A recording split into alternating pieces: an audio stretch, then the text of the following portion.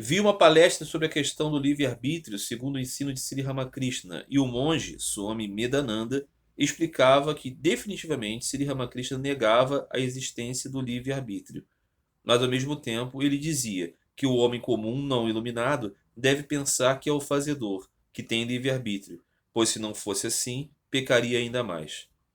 Como pode um homem pecar mais ou menos de acordo com suas escolhas e ainda assim não ter livre-arbítrio? Fiquei realmente confuso com essa construção do pensamento. Você poderia esclarecer o que foi que perdi aqui na explicação? Bom, vamos pensar a respeito disso.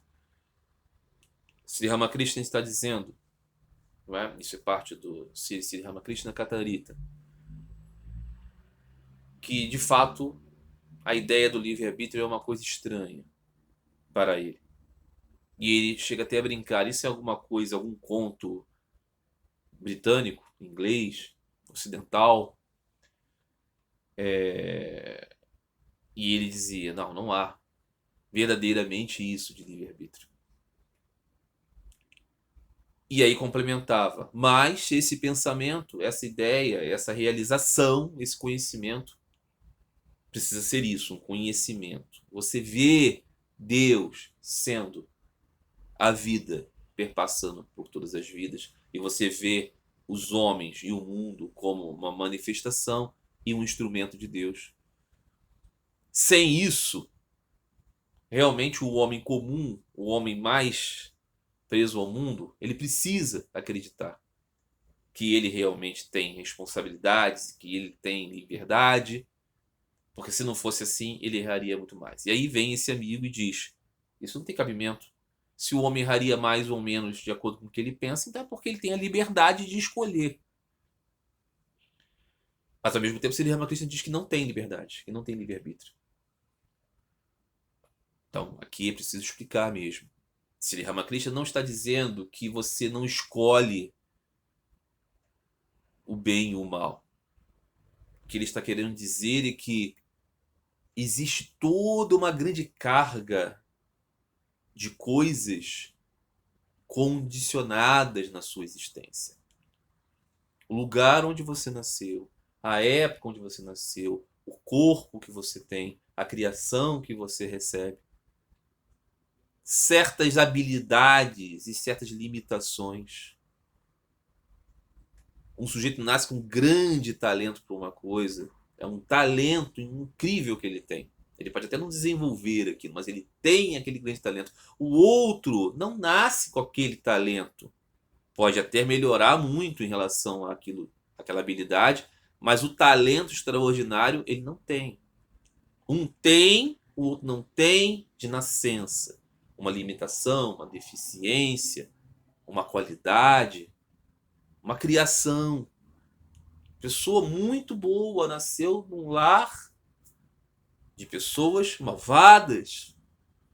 Sofreu coisas que ele não escolheu sofrer. Outra pessoa nasceu num lar muito bondoso, de pessoas muito interessadas, foi extremamente beneficiado por aquilo. O outro não foi.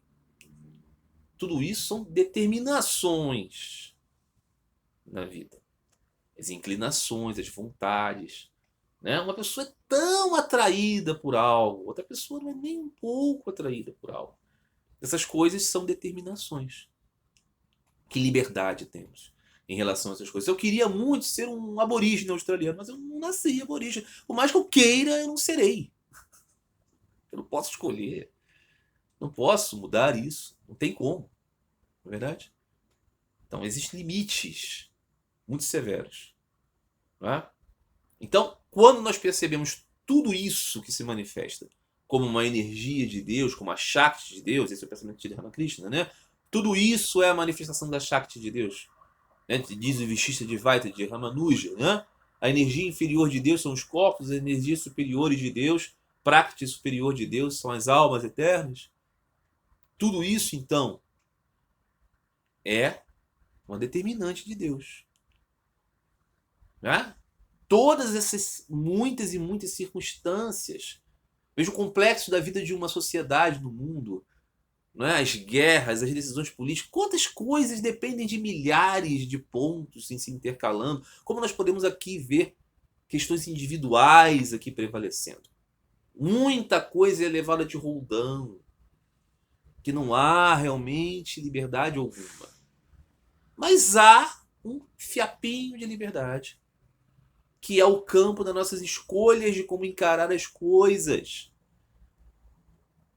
E é aqui que, por exemplo, existe a ideia: Deus é o fazedor, eu sou o seu instrumento. Ou seja, Deus é o fazedor do quê? Do karma, das condições materiais desse mundo, de crescer, nascer, crescer, morrer, renascer, nascer, crescer, morrer, renascer. Dessas tantas circunstâncias, né? Dessa multiplicidade. Essas são as condições, não é? Nós podemos dizer, Deus é o fazedor. Em que lugar eu estou aqui? Como um instrumento, sendo parte desta prakriti de Deus, desta natureza material das coisas, com o meu corpo e com a minha mente e com a minha alma eterna. Quando eu penso isso com a minha alma eterna, eu me condiciono como um instrumento de Deus, eu estou fazendo uma escolha. Qual é a outra escolha possível? Eu sou um fazedor. Eu tenho liberdade. Minha vontade, minha determinação realiza as coisas. Se eu sou uma pessoa que tem uma cultura religiosa, moral, né? Aprendi que existe um certo e um errado, eu me esforço para evitar o mal e fazer o bem. Eu consigo sucesso nisso em uma medida pequenininha, mas eu consigo refrear algumas escolhas erradas, não é? Mas ainda existe um grande peso aqui de ego que me faz muitas vezes, então, sucumbir às determinações daquilo que é determinado para mim.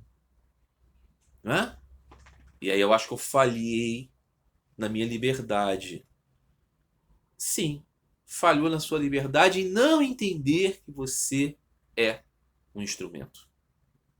Então, esse pensamento de Sri Ramakrishna exige um pouco dessa complexidade, né? Não é a negação de todas as escolhas, mas é entender que você tem pouquíssimas escolhas.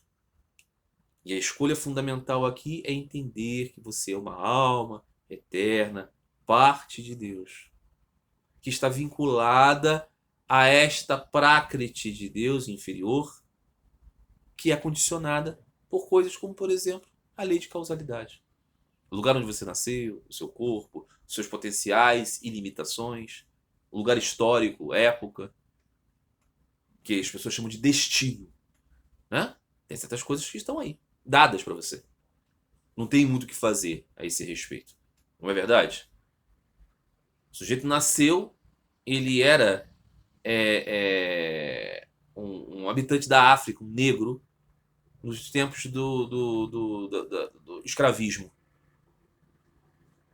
Ele tinha as mesmas condições e escolhas do sujeito que nasceu ali na elite de um país europeu, da França, por exemplo, na corte? Claro que não. Claro que não. Uma série de coisas determinadas para ele que o limitavam profundamente em virtude de coisas que ele definitivamente não podia escolher, não podia simplesmente falar, ah, não, a minha força de vontade, não, força de vontade não ia mudar nada. Estava inserido ali.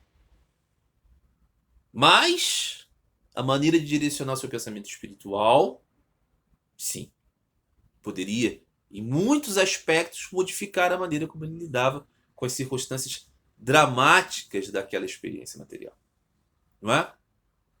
E nós, assim, podemos proceder em muitas outras circunstâncias, compreender. Então, esse é o pensamento de Sri Ramakrishna. Aquelas pessoas, né, querem mudar o mundo. Eu vou mudar o mundo. O pensamento de Sri Ramakrishna dizendo, você não vai mudar o mundo. O mundo é muito grande para você mudar. Se muda significativamente a qualidade da sua mente a partir do direcionamento de que você é um ser espiritual, parcela de Deus e quer voltar para casa. Esse pensamento conduz a uma série de modificações de padrões de comportamento em você, que o seu mundo, de muitas maneiras, mudou. E como todos nós estamos interconectados, muda o mundo de outras pessoas também. Mas é só isso. Claro que se você é grande personagem do mundo, se você é um presidente, se você é um rei, se você é um general, se você é um grande artista, as suas modificações, pequenos padrões de comportamento, impactam dramaticamente muitas e muitas pessoas, épocas, circunstâncias, destinos de nações, de cultura, tudo mais. Se você é uma pessoa, um personagem pequenininho, muito menos do que isso. Então, essa é a questão que Sri Ramakrishna está considerando aqui. Não é?